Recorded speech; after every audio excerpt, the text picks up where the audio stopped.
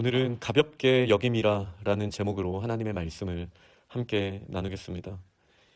이삭이 40세에 결혼을 하고 자녀를 낳은 것은 60세였으니 또 20년이 지났습니다. 이게 하나님의 약속하신 아브라함의 가문에 계속 이어져 나오는 내용입니다. 하나님께서 분명하게 땅과 자손을 약속하셨습니다. 다음 장에 땅에 대한 이야기도 더 나오겠지만 명확하게 하나님이 주신 거는 아닌 것처럼 보여지죠. 그리고 후손을 분명하게 약속하셨는데도 아브라함에게도 긴 시간이 필요했었고 이삭에게도 20년이 지났습니다. 그러나 이삭은 이 상황 가운데 여호와께 간구하였고 여호와께서 그의 간구를 들으셨으므로 리브가가 임신하였다라고 기록되고 있습니다. 하나님이 약속하셨습니다. 시간이 길게 지나고 있습니다. 그리고 이삭은 기도합니다. 하나님이 응답하십니다. 저희가 패턴 하나를 보게 되는 것입니다. 저희는 약속을 하셨으니 우리가 그냥 가만히만 있어도 하나님이 이루실 수 있다라고 쉽게 생각할 수 있습니다. 물론 우리가 가만히 있어도 하나님은 이루시는 분이시죠. 그러나 저희로 구하게 하시고 하나님의 나라를 이해하고 동참하는데 하나님께서 저희의 기도를 쓰신다라는 것은 너무나 큰 축복임을 저희는 기억해야 합니다. 이 20년이라는 시간은 이삭과 리브가가 준비되는 시간이기도 했습니다. 약속의 자녀를 낳기 위해서는 약속을 받은 사람답게 준비되고 또 하나님과의 특별한 관계를 이어가는 시간이 반드시 필요한 것입니다. 20년은 짧은 시간이 아닙니다. 그러나 기도한 이삭은 20년의 시간을 리브가와 함께 기다렸고 그리고 결국 하나님께서 응답하시는 걸 보게 됩니다. 그러나 또 이 응답을 받게 되었을 때는 자녀가 없을 때 경험하지 못했던 어려움을 또 경험하게 됩니다. 뱃속에서부터 싸우는 이 쌍둥이들 얼마나 답답했을까요? 그래서 이삭은 물어봅니다. 이럴 경우에는 내가 어떻게 해야 하나? 라는 질문을 이삭이 던졌습니다.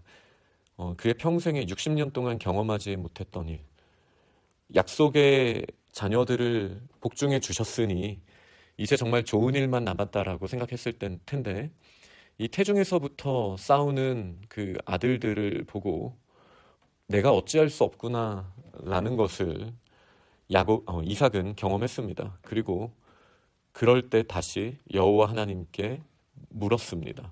구했습니다. 이 모습 또한 지금 저희들에게 주시는 말씀이 분명합니다.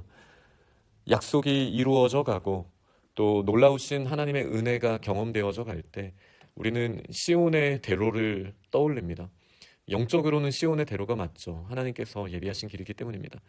그러나 직접 눈을 들어 바라보며 한 걸음씩 나아가는 저희들에게 있어서 그 길은 좁은 길인 경우가 훨씬 많습니다. 어려움이 있고 분쟁이 있고 힘든 일들은 얼마든지 일어날 수 있습니다. 그런데 그때 이삭처럼 저희는 여호와께 묻는 자리에 나아가는가? 이게 중요한 것이죠. 내가 감당할 수 없는 일들이 일어나고 여러 가지 힘든 상황들이 일어날 때 우리는 여호와께 묻는 자리에 나아가는가? 나의 생각을 여호와께 관철시키는 거 말고요. 여호와의 뜻을 나의 마음에 새길 수 있도록 우리는 주님께 묻는 자리에 나아오는가? 지금 2번 연속 이삭이 어려움을 겪고 그리고 2번 연속 하나님께 구하고 그리고 그대로 하나님께서 답을 주시고 또 응답하시는 모습을 저희가 보고 있습니다. 해상기간이 차서 쌍둥이가 태어나게 되었습니다. 먼저 난 자는 붉고 온몸에 털옷같이 이제 털이 덮여 있어서 그를 에서라고 부르게 되었습니다. 에서는 불다라는 의미를 기본적으로 가지고 있습니다. 그런데 그 뒤에 나온 아우가 에서의 발꿈치를 잡고 나왔기에 그 이름을 야곱이라고 하게 되었습니다. 그리고 2 아들이 장성하게 되었습니다. 에서는 사냥꾼이 되었고 그리고 야곱은 조용한 사람이다라고 하는데 이 조용한 사람이다라는 말은 탐이라는 의미인데요. 근데 이거는 온전하다라는 의미로 성경에 노아에게도 썼던 표현이기도 합니다. 야곱의 특징은 장막에 있었다라는 겁니다. 사실 28절이 가볍게도 볼 수 있지만 28절이 조금은 무겁게도 볼 수 있는 면은 이삭이 에서를 사랑한 이유가 에서가 사냥한 고기를 좋아했기 때문이다. 라는 말이 있습니다. 이삭은 성경에 보면 약점이 거의 없는 것처럼 보여지는데 딱 하나 걸리는 게 이 식탐입니다. 이삭의 경우 자기가 고기를 좋아했기 때문에 그가 좀 분별하지 못하는 장면들이 나오죠. 그런데 아들을 사랑하고 특별히 28절은 가정에서 편애하는 부모의 모습들처럼 보여지는 내용이 있는데 특별히 이삭에게는 에서가 잡아온 고기 때문에 에서를 사랑했다. 사실 엄밀하게는 뭐 이런 부모가 어디에 있겠습니까? 그러나 그도 모르게 그렇게 표현이 될 수도 있고 저희들의 입술에서 나오는 언어들과 우리가 자녀를 대할 때 하는 실수들도 한 번은 돌아봐야겠다라는 생각을 말씀을 준비하면서 했습니다. 나도 모르게 자녀가 하고 있는 어떤 모습 때문에 그들이 사랑받는다라고 느끼는 표현을 하고 있진 않는지 뭐 자녀만이겠습니까? 우리의 영적인 자녀들을 포함한 우리가 마주하는 사람들에게 있어서 하나님이 그에게 주신 영광의 무게보다 그가 손으로 이루어내는 일들 때문에 우리가 그를 사랑한다라고 혹 느낄 수 있기에 저희 스스로를 또 돌아보게 되는 본문이라고 할 수 있습니다. 그러나 그에 대응해서 리브가는 야곱을 사랑한다고 했으니 뱃속에서부터 싸웠던 그들이 밖에서는 얼마나 이 갈등 가운데 놓여 있을 수밖에 없겠습니까? 이 장성함의 사이에 일어난 일들을 저희는 알지 못하지만 결국은 부모들은 그들의 상황에 따라 뭐 리브가에 대한 이야기는 없지만 장막에 거주하는 야곱이 리브가에게 큰 위로가 되었던 것은 사실이겠죠. 고기를 좋아하는 이삭에게는 사냥꾼인 에서가 위로가 되는 것도 사실이었을 텐데 그들의 위로가 그들의 방향성이 되고 그것이 편애가 되었다라면 가정에 큰 불씨를 남기는 것이고 그리고 이것이 나중에 민족의 대립으로까지도 연결되었던 것을 볼 때 저희들은 정말 하나님께 지혜를 구해야겠다라고도 생각을 하게 되었습니다. 야곱은 죽을 쏘았는데 에서가 피곤한 상황에서 들에서 돌아왔습니다. 그리고 그 붉은 것을 내게 먹게 하라. 이렇게 원어를 보면 2번 나옵니다. 이 불다라는 말이 에서의 별명과 연결이 되죠. 에돔이라는 말.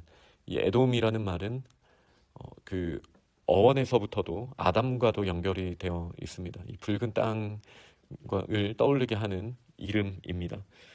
그런데 이 에서가 그를 사랑하는 아버지처럼 먹을 것 때문에 또 무너지는 모습이 보여지게 됩니다.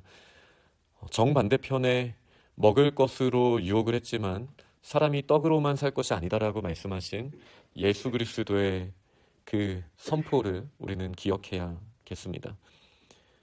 에서는 자신에게 장자의 명분을 팔라고 말한 야곱에게 호탕하게 내가 죽게 되었는데 이것이 무슨 유익이 있으랴라고 세상 쿨하게 그렇게 이야기하는 모습이 나옵니다. 그런데 성경은 분명하게 이렇게 기록하고 있습니다. 그가 야곱이 준 떡과 팥죽을 먹고 마시고 일어나 갔으니 이는 장자의 명분을 가볍게 여김이라. 세상에서 봤을 때 저 정도 호탕한 사람이구나 라고 말할 수 있죠. 그러나 그것이 장자의 명분이라면 우리의 하나님이 주신 신분과 관련되어 있는 거라면 이것은 우리가 가볍게 여길 수 있는 부분이 아닙니다. 왜 아브라함이 그토록 긴 시간을 또 이삭이 이렇게 오랜 시간을 기다렸어야 했습니까? 하나의 키워드로 보면 장자의 명분입니다. 땅과 후손이 연결되는 것. 결국 이 장자의 권세 혹은 장자의 책무라고 할 수 있는 이 장자의 명분은 예수 그리스도로 연결되는 키워드입니다. 그런데 이것을 지금 에서가 가볍게 여겼습니다. 그가 피곤했다라고 아니면 내가 이렇게 호탕한 사람이라고 그 이유가 무엇이든지 간에 지금 그는 아브라함이 100년을 기다려서 낳은 아들이 60년을 기다려서 낳은 아들에게 하나님의 그 놀라운 은혜가 연결되는 이 역사적인 순간을 살고 있었던 그가 가지고 있는 위치의 무거움을 인지하지 못하고 소홀하게 여겼던 것이죠. 저희들은 어떠합니까? 저희들도 피곤하다라는 이 이유 30절에 보면 야곱에게 내가 피곤하다 그러니 그 붉은 것을 마시게 하라, 먹게 하라. 이렇게 말했잖아요. 저희도 분주하고 바쁘게 살잖아요. 피곤할 때 우리가 가볍게 여기는 장자의 명분, 그리스도인됨, 하나님의 자녀됨의 권세 중에 우리가 가볍게 여기고 있는 것은 무엇입니까? 저를 돌아보건대 혹은 우리 스스로를 돌아보건대 아마 하나님과의 친밀한 교제 가운데 말씀을 한 절이라도 더 깊이 묵상하고자 하는 마음에 우리가 더 갈급합니까? 아니면 이 팥죽 한 그릇에 더 갈급해 하고 있습니까? 기도의 자리에 나아가는 것, 또 사랑의 자리에 나아가는 것, 하나님이 맡기신 일을 묵묵히 감당함에 나아가는 것, 장자의 명분. 우리가 지금 가볍게 여기고 있는 하나님이 맡겨주신 예수 그리스도로 말미암아 우리에게 더해주신 이 그리스도인이라는 명분 중에 우리가 가볍게 여기고 있는 것이 무엇인지 돌아볼 수 있는 하루라고 생각합니다. 말씀을 맺겠습니다. 두 아들 중 누가 더 잘났다라고 말할 수 있는 본문은 아닌 것 같습니다. 누군가는 사람의 힘을 의지하여서 장자의 명분을 탐하고 있습니다. 누군가는 이미 하나님께서 주신 것처럼 보여졌던 첫째였으니까요. 물론 하나님이 주신 말씀이 있지만 그러나 그렇게 보여졌던 것에 대해 가볍게 여기고 있는 것을 보게 됩니다. 이 둘 다 저희의 모델이 될 수 없습니다.